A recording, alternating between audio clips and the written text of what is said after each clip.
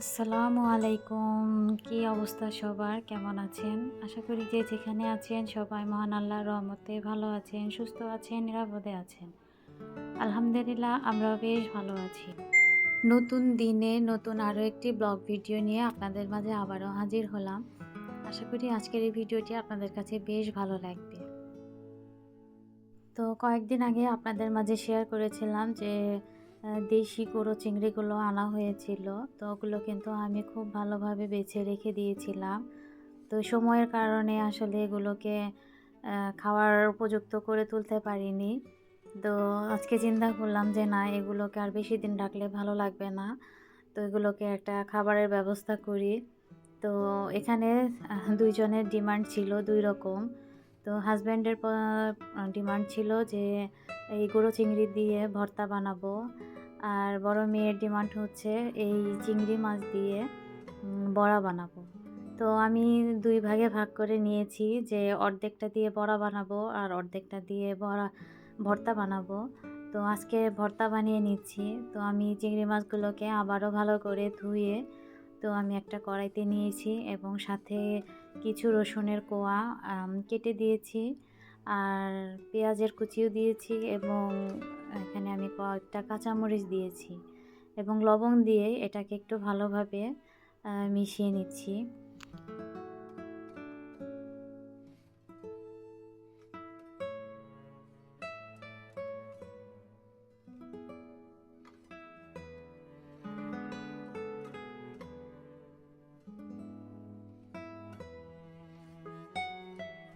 আর আজকের এই ভর্তাটা আমি সাথে ধনেপাতাও দেব এবং পাটায় বেটে আর কি ভর্তাটা করে নেব। তো আমি ধনেপাতাগুলো খুব ভালোভাবে ধুয়ে নিয়েছিলাম আর খুব ছোট করে কাটিনি, যেহেতু এগুলোকে আমি বেটে ফেলবো। তো আর কি মাঝারি টাইপের করে কেটেছি। আর যেহেতু নতুন ধনিয়া পাতা এবং খুবই নরম, তো ধনিয়া পাতাটাও হচ্ছে দেশি। তো হাসব্যান্ডকে বলেছিলাম যে দেশি ধনিয়া পাতাগুলোই নিয়ে এসো। তো সে অনেকগুলোই ধনিয়া পাতা নিয়ে এসেছিল। তো চিন্তা করলাম যে এখানে আমি এক আঁটি পুরোটাই দিয়ে দিয়েছি। তো এখন একটু পরিমাণটা বেশি দেখাচ্ছে।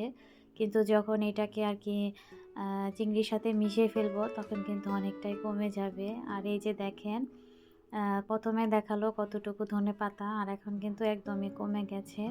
তো যাই হোক, আমি কিছুক্ষণ নেড়ে চেড়ে তারপরে কিন্তু এখন সরিষার তেল দিয়ে এটাকে খুব ভালোভাবে রান্না করে নেব। তো আর একেক জনের ভর্তা বানানোর মানে একেক রকম স্বাদ হয়, আবার তাদের বানানোর প্রসেসটাও কিন্তু একেক রকম হয়। তো আমি এইভাবে আজকে বানাচ্ছি। তো দেখা যাক এভাবে ভর্তা বানালে কেমন লাগে। আর শীতের দিনে কিন্তু ভর্তা খেতে ভীষণ ভালো লাগে, সেটা যে কোনো ধরনের ভর্তা হোক। আর নরমালি সাধারণ যে আমরা আলু ভর্তা বানাই, তো সেই আলু ভর্তাও কিন্তু শীতের দিনে খুবই ভালো লাগে খেতে, বিশেষ করে গরম ভাত কিংবা পিঠা, চিতই পিঠা। তো সবভাবেই কিন্তু ভর্তা খেতে ভীষণই ভালো লাগে। আর আমার হাসব্যান্ড তো আসলে ভর্তার পাগল। তো সে ভর্তা হলেই দেখা যায় পেট ভরে ভাত খেতে পারে। তো আমি আসলে অলসতার কারণেই হোক আর ভালো না লাগলেই হোক, আমি কিন্তু বানাতে চাই না। তো আমার কিন্তু এই যে একদম চিংড়ি মাছটা খুব ভালো ভাজা হয়ে গেছে। আর এই যে আমি এখন পাটা কিন্তু ভালোভাবে ধুয়ে তারপরে এই যে এখন বেটে নিচ্ছি। আর এই পাটাটার বয়স আর আমার সংসার জীবনের বয়স কিন্তু সমান। তো এই পাটাটা আমার আম্মু দিয়েছিল আমাকে। তো সেই পাটায় এখনও চলছে। তো আলহামদুলিল্লাহ পাটাটা একদম অরিজিনাল পাথরের ছিল, খুবই ভালো। তো আসলে খুব একটা ব্যবহার হয় না দেখে পাটাটা কিন্তু এই অবস্থা। তো কেউ কিছু মনে করবেন না। তো হয়তো ভিডিওতে একটু কালো দেখাচ্ছে। তো এটা কিন্তু কোনো ময়লা না। তো যাই হোক, আমি এটা ১ম বাটা। তো আমি একটু আ মানে ১ম বাটা তো আর অত ভালো হয় না। তো মোটামুটি আর কি যেটুকু করা যায় করে নিচ্ছি। আর চিংড়ি মাছের মানে বাটা করতে গেলে কিন্তু হাতের মধ্যে অনেক সময় কাঁটা লেগে যায়। আর আমি এমন একজন মানুষ যে মাছ কাটার সময়, ধোয়ার সময় আ মানে সবসময় আর কি মাছে থেকে ব্যথা পায়, কাঁটা লাগে কিংবা কেটে যায় এরকম। তো এই জন্য আমি একটা স্প্যাচুলার সাহায্য নিয়েছি। তো ওটার মাধ্যমে আর কি আমি আ পাটার মধ্যে এগিয়ে দিচ্ছি। তো যাই হোক, আর ভর্তাটা কিন্তু একদম সবুজ কালার হবে। যেহেতু আমি ধনিয়া পাতা একটু বেশি পরিমাণে নিয়েছি।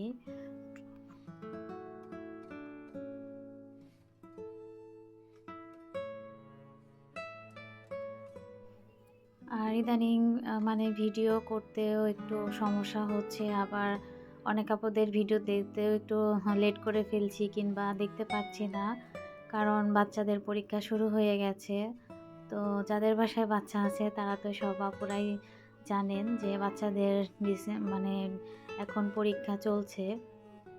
তো আমার বাচ্চারও আর কি পরীক্ষা চলছে। তো ওকে প্রচুর সময় দেওয়া লাগছে। তো এই কারণে দেখা যায় যে মোবাইলটা একটু কম ধরা হচ্ছে। তো যাই হোক, আমি চেষ্টা করি যে তারপরেও যাতে আমার চ্যানেলটা যাতে একটু ডাউন না হয় সেদিকে আর কি ফোকাস করার জন্য। তো যাই হোক, এই তো আমার কিন্তু ভর্তা বানানো হয়ে গেছে। খুব ভালো করে আমি বেটে নিয়েছি। আর এই ভর্তাটা অসাধারণ হয়েছিল, কি বলবো, মুখে লেগে থাকার মতো। তো আমার হাসব্যান্ড তো ভর্তা দেখে খুবই খুশি যে তার মনের মতো ভর্তা বানিয়ে দিয়েছি। তো আপনারাও এভাবে বাসায় ট্রাই করতে পারবেন। আশা করি নিরাশ হবেন না। ভালোই লাগবে। তো ভর্তা বানাবো আর চিতই পিঠা বানাবো না তা কি হয়?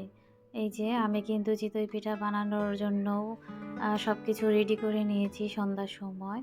তো ভর্তা বানানো হয়ে গেছে। তো এখন আর কি পিঠাও বানিয়ে নিব। কেন জানি আমার এই পিঠাটা ভীষণ ভালো লাগে।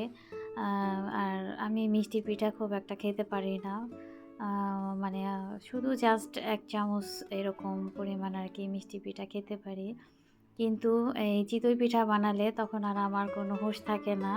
মানে যে পর্যন্ত আ মন বলে খাও, সে পর্যন্ত আমি খেতেই থাকি, এইরকম একটা।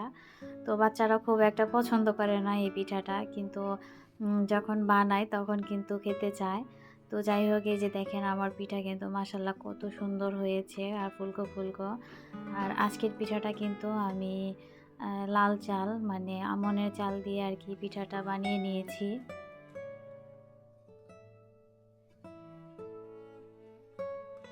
তো আলহামদুলিল্লাহ সবগুলো পিঠাই কিন্তু খুবই সুন্দর হয়েছে এবং খেতেও কিন্তু বেশ সুস্বাদু হয়েছে।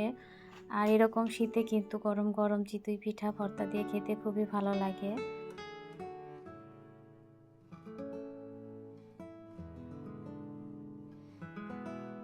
তো এই তো বাচ্চাদের নিয়ে সন্ধ্যার নাস্তাটা করে নিয়েছি। তারপরে এই যে আ মেয়েকে পড়তে বসিয়েছি। তো এই যে ছোট মেয়ে এখন আমার হাতে মেহেদি দিয়ে দিচ্ছে। তো উনি তো আমাকে মেহেদি দিয়ে দিতে খুবই পছন্দ করে। আর উনার এরকম মেহেদি দেয়া কিন্তু কেউই পছন্দ করে না। শুধুমাত্র আমিই পছন্দ করি। তার কারণে আসলে ওই শুধু আমাকেই দিতে চায়। আর বলে যে, "তুমি চুপ করে বসে থাকো। আমি তোমাকে খুব সুন্দর করে মেহেদি দিয়ে দিব।"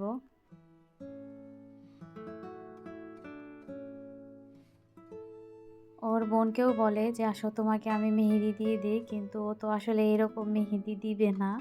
যার কারণে আসলে কি করব, ছোট মানুষ। ওরও তো শখ হয় আসলে মেহেদি দিয়ে দেওয়ার জন্য। তো চিন্তা করি যে না দেখ, এখনই তো দিবে, শিখবে। তো ওর এই কাজগুলো আমার কাছেও কিন্তু খুব ভালো লাগে। আমি খুব এনজয় করি। তো এইজন্য একটু ভিডিও করে নিচ্ছিলাম যে একটা সময় হয়তো স্মৃতি হয়ে থাকবে। ও যখন বড় হবে তখন দেখবে।